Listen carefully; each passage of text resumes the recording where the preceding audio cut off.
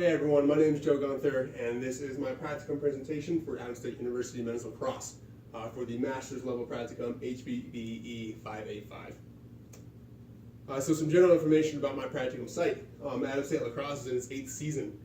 We've had 4 coaches so far. Currently, we're under the supervision of Keith Lindgren in his 2nd year here. His main philosophy is to develop athletes to make them better students, athletes, and a person. Emphasis on the student-athlete portion of that. We want to make sure that their academics, what they're actually here for, is what they can focus on. The program funded through Adams State University's athletics department. We get a certain budget every year. We also charge team fees, and we also do fundraising. A lot of the reason we do fundraising is so we can play more games and get new equipment that the guys may want that's out of our budget range. Now, the roster size for most NCAA lacrosse teams is about 35 to 45 players. We like to go around 50, but 35 to 45 is where we like to be. So we recruit 50 just in case things happen, injuries, guys don't want to be at school anymore. So it goes down to about between 35 and 45, which is a perfect size. The most wins that our program has ever had in history is 5. We've reached that twice in 2 seasons. We've never gone over 500, which means winning more than half your games, basically. So that's a big goal this year, is to do that. But however, we have consistently made the RMAC lacrosse tournament since lacrosse has been in the RMAC. We've made the tournament every year, so that's a huge plus to us on that.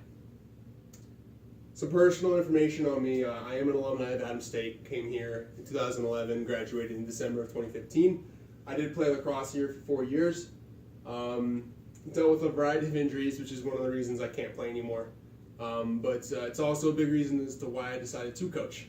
Being on the sideline a lot and just analyzing the game in my head, as well as being there for my teammates when they got injuries. I know how to cope with it, so I help them cope with it.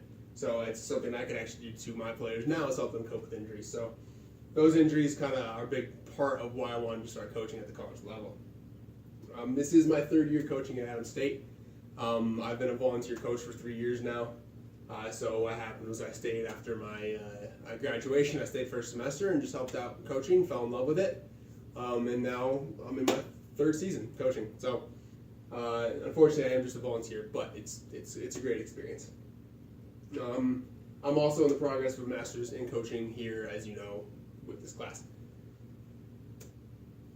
A little bit about my site supervisor, Keith Lindgren. This is his 2nd year coaching at Adams State, as I mentioned. His previous coaching positions, he's got a lot of experience at all levels. He came here from University of Dallas for 2 years, which is a Division III school. He started there, decided he wanted to come to Adams State and try Division II, and this is where he wants to be ultimately. Before that, he coached at the University of Northern Colorado, which is an MCLA program, which is club lacrosse basically, not NCAA mandated. He also played college lacrosse at the University of Northern Colorado, so that's his alma mater. He was an attackman there, just like me here, so we have a lot in common, and we're able to bounce a lot of offensive ideas off each other.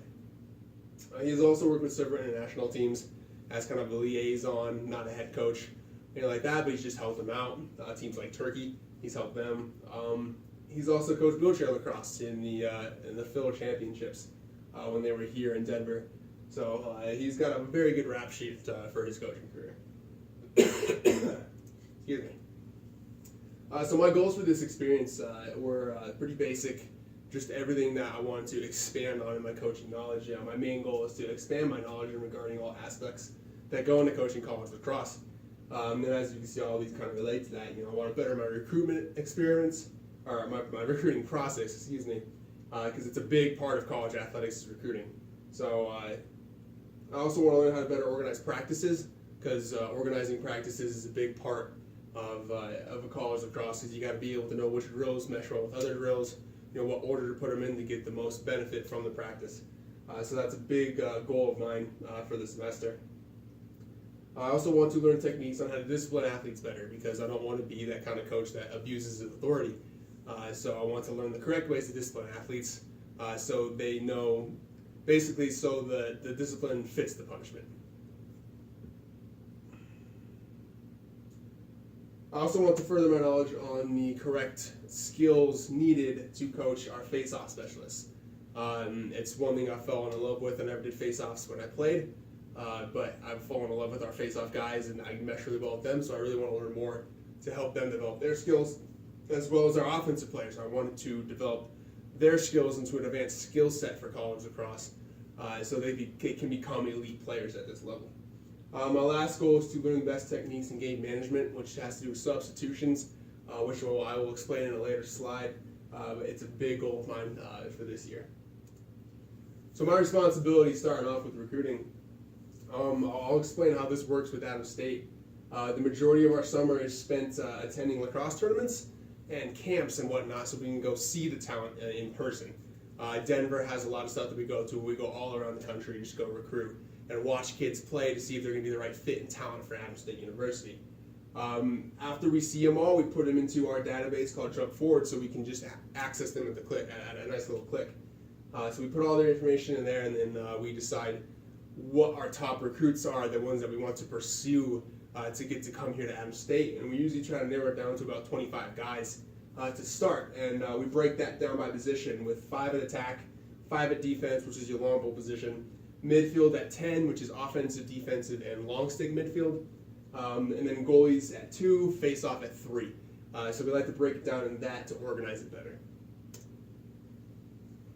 Now, once we reach out to those 25 recruits that we have our top spots on, a lot of things can take place. If they're interested, we can offer them a scholarship. We don't have much scholarship money, but $500 goes a long way for these guys, especially if they're paying for their own college.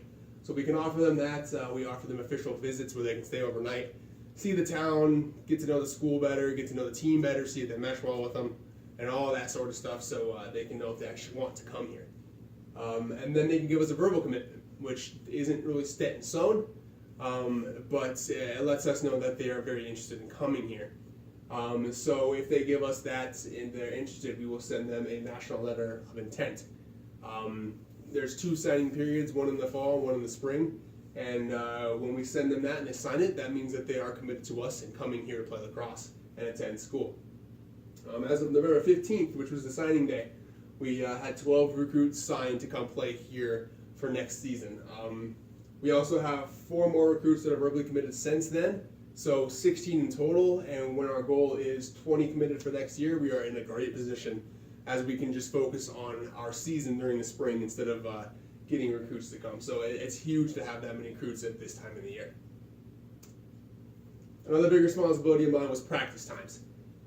During the fall, we get 24 practices with the guys within a 45-day period with 3 scrimmage dates within that 45 days. So after that, we actually do have 8 hours a week with them, 2 hours of instruction with 6 people a group, and then the rest is for weightlifting and stuff like that. But for the majority of the year, we do get 24 team practices. And our practices are basically 2 hours, and the basic breakdown of them is we usually start off with stretching and warm-ups so they don't hurt themselves, and then we'll go into stick work and footwork drills, followed by offensive and defensive drills. Excuse me. And then ground ball drills is something we'll put in the middle of practice. Ground balls are a big thing that we need to work on. And then toward the end, we'll usually do any kind of competition where the guys will play against each other, from scrimmages to 6-on-6 drills to fast break drills, anything like that, so they get a little competition in. And then our face-off and goalie workouts will usually be during practice or in individual sessions. So my duties during practice are basically to run drills, warm up the goalies every day. I always do it every day. It's a great little, it's great for me, honestly. I like warming them up because I get to bond with them. But and then after that, I'll always provide skill instruction when needed. We give them the drill, and then if they're doing something wrong, we correct them in a very constructive way. I condition the players because lacrosse is a very demanding sport when it comes to running, so we need to be fully conditioned to be a great team. I also like to encourage all the players that if they make mistakes, it's not the end of the world. It's how you bounce back from your mistake that defines you, not the mistake itself. And then I also just try to have fun. That's one of the things I make myself do every day to make sure I have fun, because if you're not having fun, then you really shouldn't be doing it. And lacrosse is a passion of mine, so I always just make sure I'm having fun out there with the guys.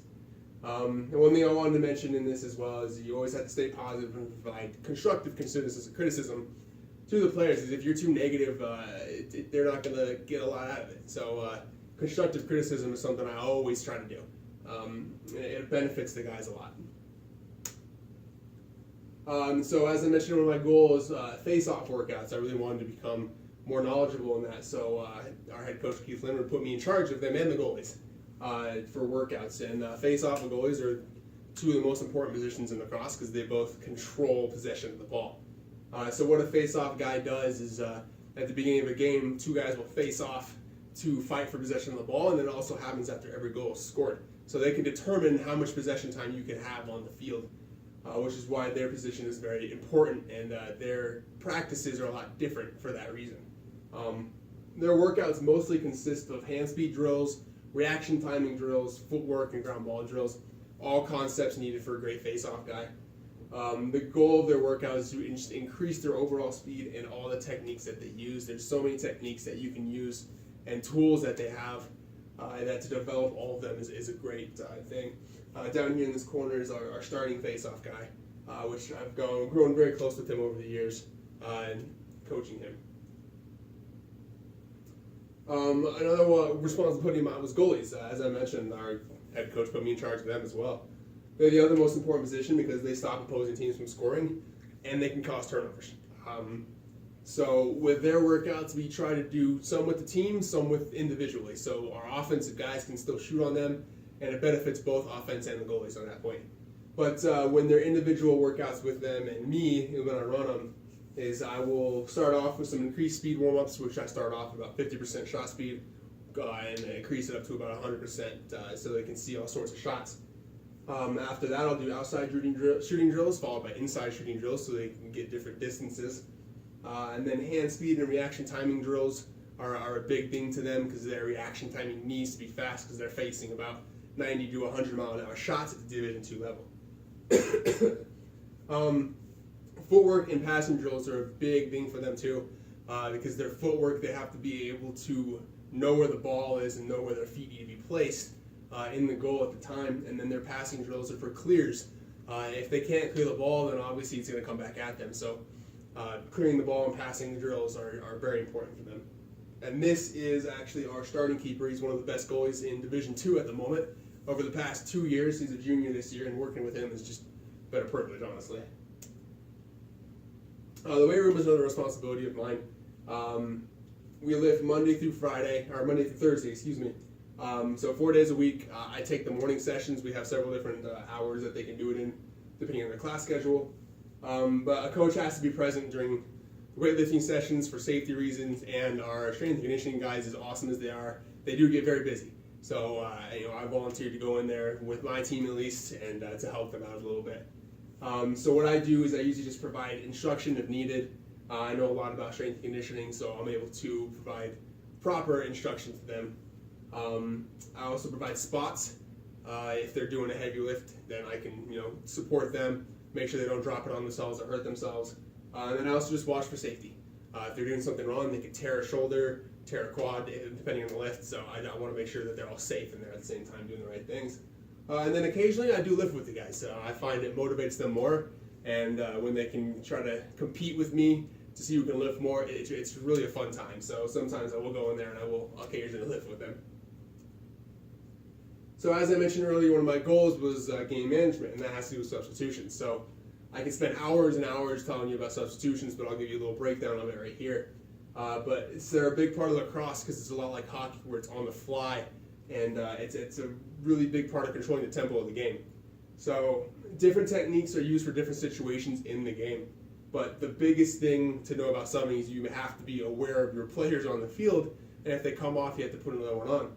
So the way that subbing basically works during transition is whether you're going from offense to defense or defense to offense, your number one priority is to get your long stick midfielder off first and throw whatever short stick guy on for him. After that's done, you basically just have to fill in the blanks and put an offensive or defensive player on after that. It's not as complicated as it seems, but it can be hard to master at times. The biggest thing with me is I just never wanted to get caught off sides. There were too many men on the field.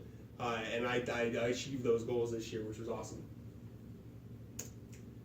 So our scrimmage date this year, we decided to go up to Air Force. They held a bunch of scrimmages in Colorado Springs. So we decided to only utilize one of our 3 scrimmage days this year and go up there and play them. We got to play Colorado College, Colorado University, and Colorado State University, all out of our conference to give our guys a lot more experience with different styles of play. So my duties for those scrimmages were mostly game time management and substitutions. I didn't really have much else to do besides that because that was such a big, important part of it as it is. But I also did warm up our goalies before each game. You know, we have 3 goalies in the roster right now. Played 3 games, so each goalie got a game, so it was a great experience for them. We did lose all 3 games, unfortunately, by 1 point. But we did start off with a 3 to 4 goal lead in each game when all of our starters were in. So that shows where we're at. A lot of our freshmen made what we call freshman mistakes. You know, they don't have the experience with the bigger guys yet. So, you know, we like to play them and get them that experience so they can develop a lot better over the course of the year. The learning outcomes for this practicum for me where I was able to further my knowledge in the recruiting aspect of college lacrosse, which was big. It's something that the more you do it, the more you learn. So I was happy with that.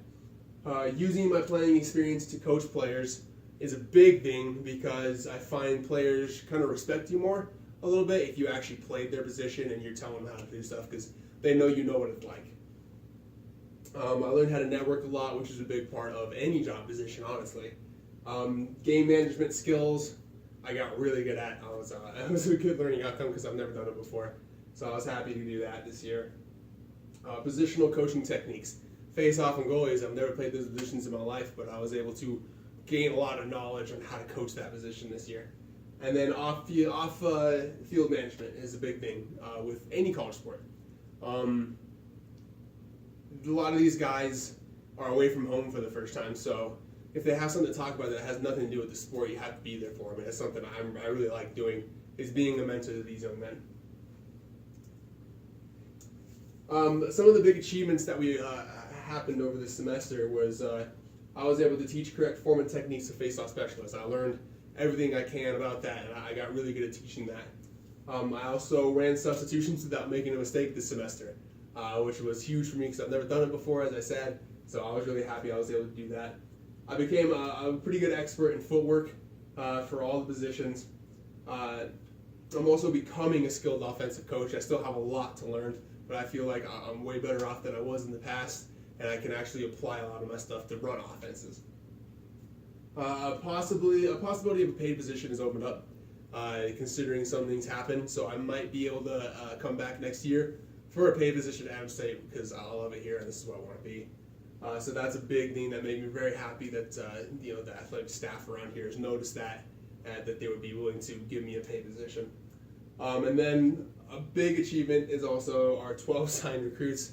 That might not seem very big, but it's huge, so we can focus on our actual season and the guys that play for us instead of the recruits in the spring.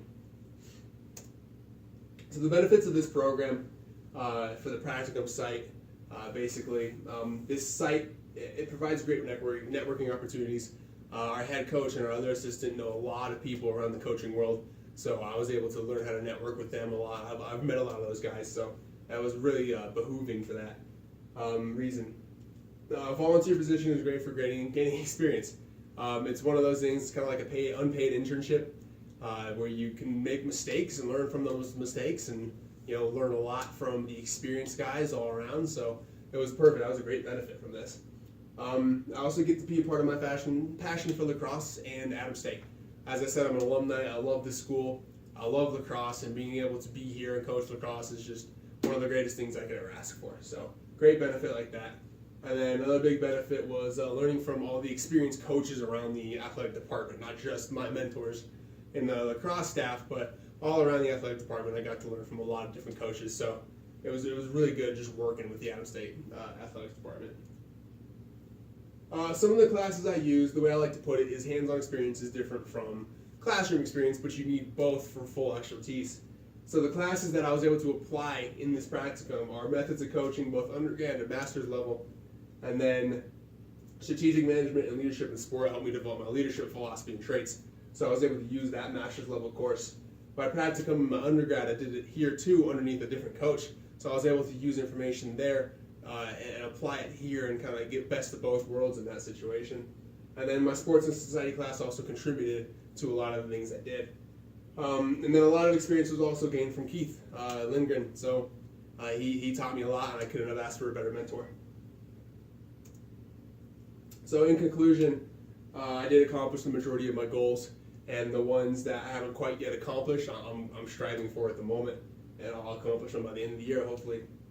I learned a lot of new techniques. I also built on previous knowledge of coaching. Coaching is something that you can always learn something new. You're never too old to stop learning. I gained a lot of respect from my athletes and from the coaching staffs around campus, which was a big goal of mine. I worked really hard to try to do that, and I'm glad that I gained the respect of all of them. Built up my confidence a lot as a coach. A couple of years ago when I started coaching, my confidence was not very big, but now I feel like I have a good, solid confidence for where I need to be. And ultimately, at the end of the day, coaching NCAA lacrosse is where I want to be. So that's basically what this practicum told me. I'm looking forward to making it part of my future. I want to coach lacrosse as long as I can. So that's pretty big for me that I came to that realization. And that's it. That's my presentation. If you have any questions, please comment. I would love to answer them. Otherwise, thank you for watching, and I hope you enjoyed it.